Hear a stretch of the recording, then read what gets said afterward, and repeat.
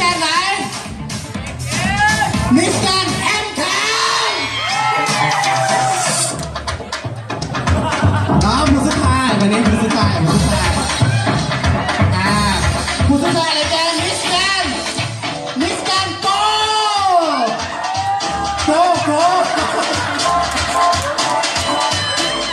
ส่วนแล้วมันจะมีผู้ตาย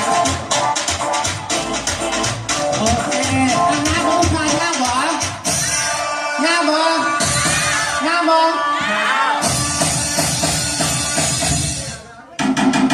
โอเคเดี๋ยวเราประกาศห้องอันดับ4นั่นก็คือที่5นั่นเองทุกท่านพร้อมหรือยังพร้อมห้องอันดับ4ได้แก่ไม้เลขน้องสำหรับไม้เลขที่ไหนนี้มันจะมีของรางวัลมอบให้ด้วยเนาะโอเคห้องอันดับ4ได้แก่ไม้เลขดึงมิสแกนเร็วของรางวัลมันจะมีถ้วยรางวัลไทยโอเคแล้วห้องอันดับ4คืออะไรห้องอันดับ4คือห้องแต่งงานน้องมาหาของรางวัลเนาะบริษัทมาได้บ้านคืนนี้ที่บอกเขาทั้งหมดนี่จะเป็นถ้วยรางวัลอันดับห้องอันดับ4นะโอเคเดี๋ยวไม่ต้องถางนะห้องอันดับ4ถ้วยหน่อยไม่ต้องถางโอเคเดี๋ยวเข้ามาห้องอันดับที่3ได้แก่มิสแกนไหนได้แก่มิสแกน BOP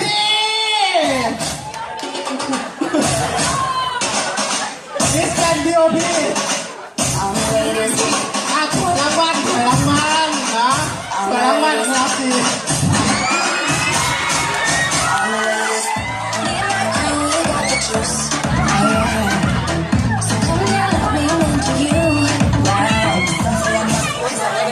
โอเค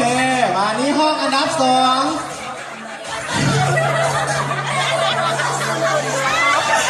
ห้องอันดับ2เดี๋ยวทั้ง2ฐานนี้ไปยืนทั้งฐานไกลๆนั่นเองก็ถือว่า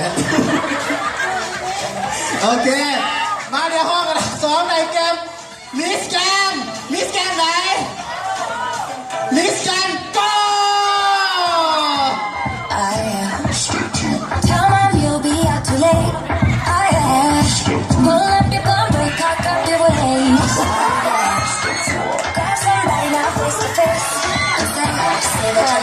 You are the boss. Buy anything you don't care what it costs. Sacrificing your honor. จับมือกันโอเคเดี๋ยวเขาจะมาประกาศอันดับ1เลยนะครับจะมาประกาศอันดับ1เนาะหรือว่า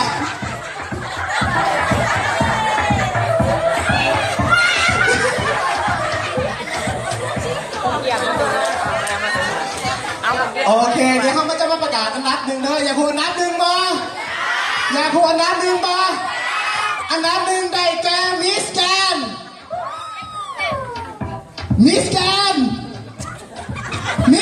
แอมแคนโอเคถ้วยรางวัลมาก่อน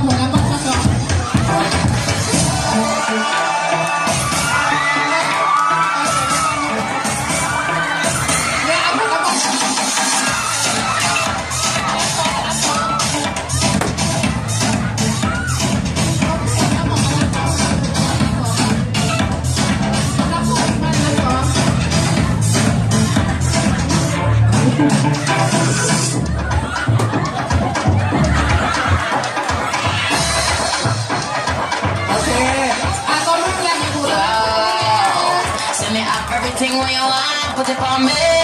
เดี๋ยวอันดับหนึ่งคือพัฒนาหลายเรื่องพี่ก่อนเนาะอยากเห็นพวกคุณมิสแกนทางเส้นวัฒนธรรมอยากวะเนาะเพราะฉะนั้นจะมีนางงามที่ประกวดและชนะหอบที่แล้วและก็ปีที่แล้วมาพอเพราะฉะนั้นทุกท่านพร้อมหรือยังถ้าพร้อมแล้วก็เสียงตบมือดังให้มิสแกนทางเส้นปี 2016